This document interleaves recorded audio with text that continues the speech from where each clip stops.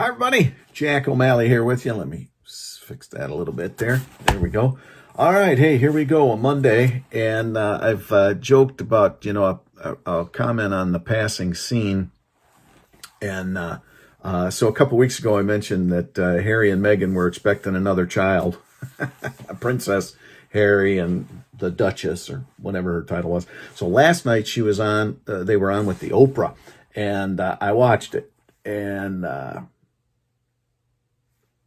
I had to laugh at one point. I'm not going to get into all the palace intrigue, but I noticed here is the prince sitting, and he had his legs crossed, and I could see a gap between his trousers and his sock, so you could see his leg. And I thought, yeah, that happens to a prince too. Got to get them longer socks. Okay, let's get serious here now. I always try to have a good time. Today, let's talk unemployment situation. Just got off the phone with people from the unemployment agency, because we've seen an uptick in unemployment issues again. People calling the office and saying, hey, we can't get through. Hey, we're getting delayed in our payments. So this is what I was told. There's a couple of things. Nothing's ever just simple. But towards the end of the year, there were some federal programs, PUA and things like that were dropping off.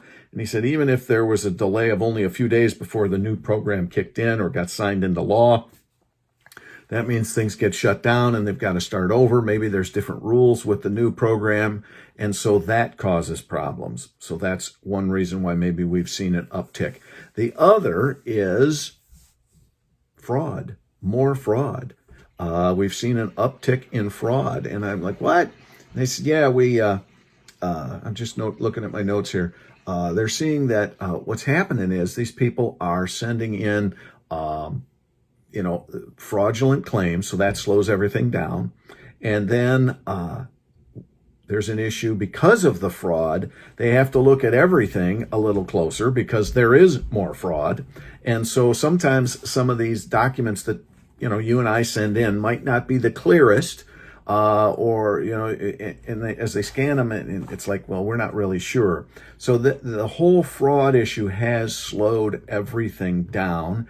And because of the fraud issue, they are being more diligent, and more are being flagged for a second look.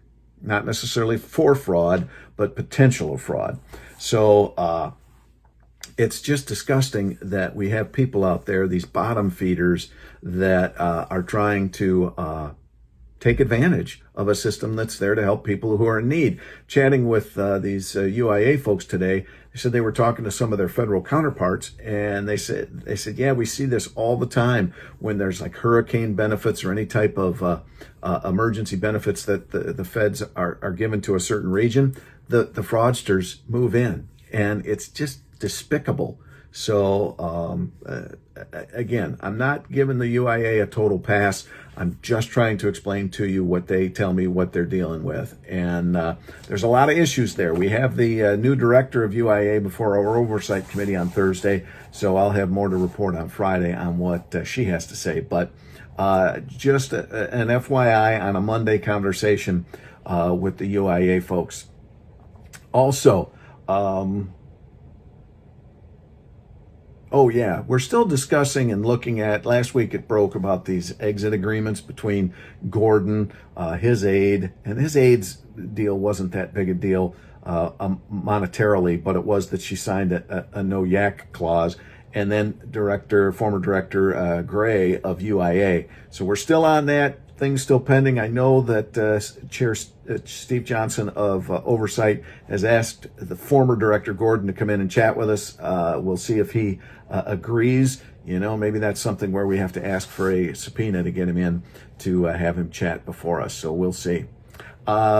Chatted back and forth on Facebook with one of our Michigan National Guard, saying that, this whole situation that we've been hearing about the last week or so is just not fun.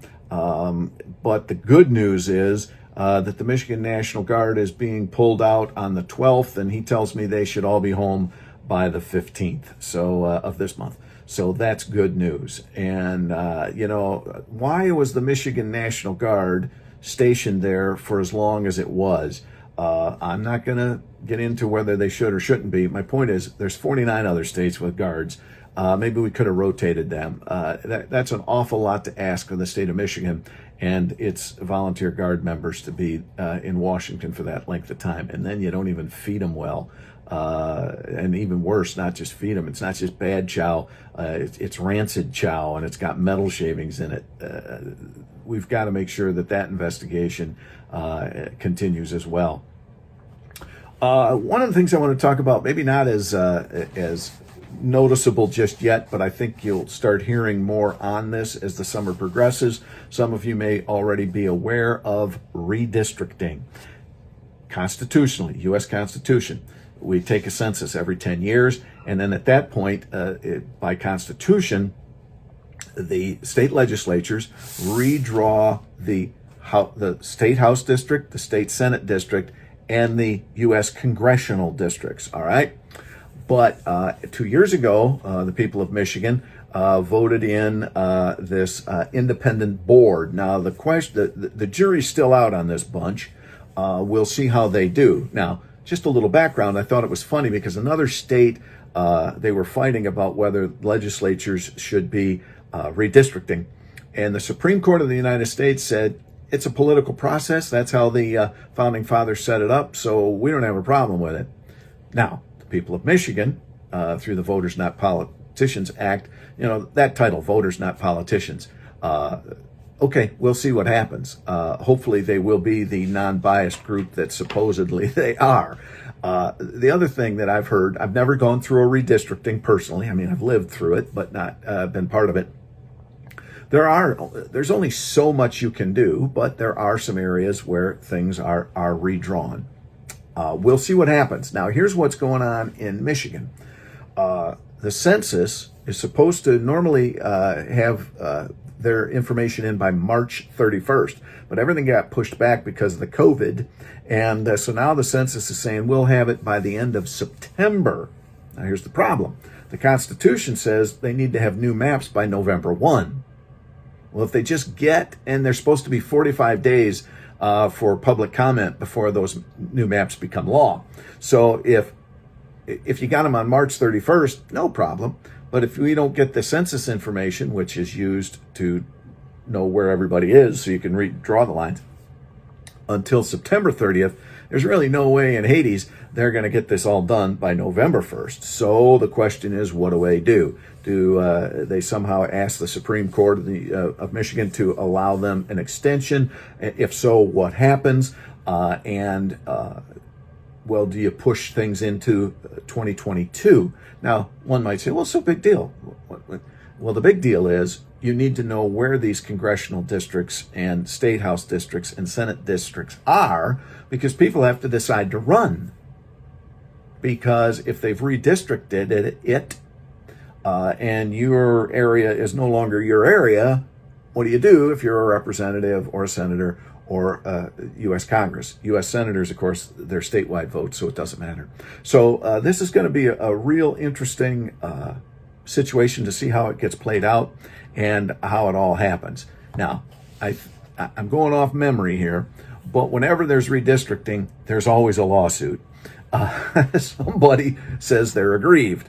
So when this all plays out, and assuming they don't get the info till September 30th, and they have to push things back, there's also going to be, however they redistrict these things, it'll be interesting to see how it all plays out. I guess I would say you would be able to guess pretty close as to population, draw 3 or 4 or 5 or 6 of them, and have them ready. I would hope that's what they're doing, kind of provisionary maps so that when the numbers come in. So not a real sexy item to discuss, but it's a massively important item that is part of how our whole system of government works. So something you might not have kept an eyeball on, but watch in the news and whatnot how this whole redistricting plays out, because supposedly they've got, I forget the numbers, they got a group of Republicans group of Democrats and then this group of independents.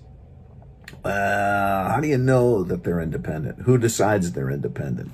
So it's a group of citizens who are doing this, overseen by our Secretary of State. So let's watch it closely. But remember, the people of Michigan voted this in 2 years ago. So here we are. All right. I am at the 10-minute mark. I am getting ready to head south. So I'll be in the Capitol. So Wednesday, I'll report to you from there. And if anything happens, we might have a breaking news. But definitely, Meghan and Harry don't consider, they're not breaking news. They're gossip. Hey, I haven't said it in a while, but I hope you know that I'm always praying for this great state and the people of it. So I ask for your prayers too, because just trying to do the best I can for you. All right. Have a good afternoon, evening, whatever, whenever you see this. Bye-bye.